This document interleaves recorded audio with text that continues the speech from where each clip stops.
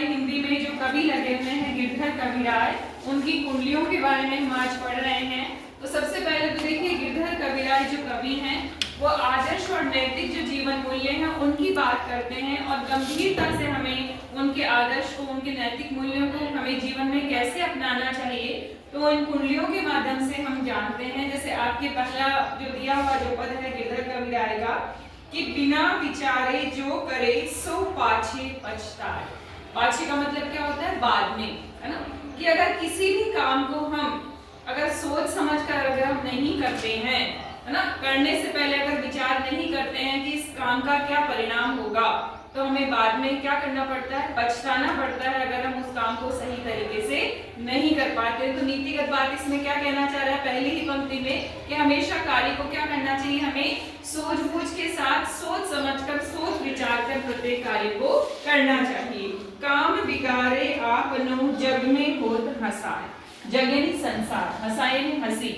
कि हम अगर अफरा तफरी में कोई भी काम करेंगे, जल्दबाजी में कोई काम करेंगे, हम देखते हैं कि काम हो जाएगा लेकिन ऐसा नहीं होगा और उसका परिणाम हमारे अनुकूल नहीं होगा तो क्या होगा कि काम बिगाड़े, काम भी बिगड़ जाएगा और संसार में जो लोग हैं हमारी क्या करेंगे? हंसी उड़ाएंगे।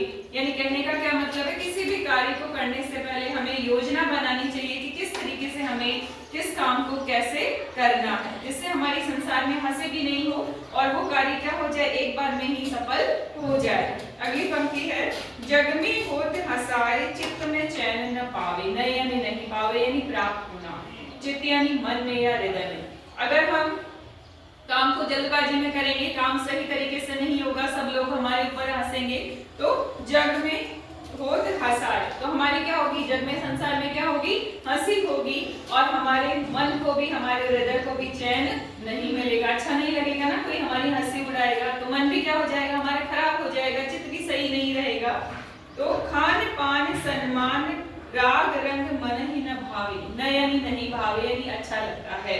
अगर ऐसा हमारी हंसी हो जाएगी तो ना तो हमें खाना पीना अच्छा लगेगा, कोई भी कितनी अच्छी से अच्छी चीजें हमें ला कर दे खाने पीने की, नहीं अच्छा लगेगा, है ना। सम्मान, हमें आदर भी देगा तो वो भी अच्छा नहीं लगेगा।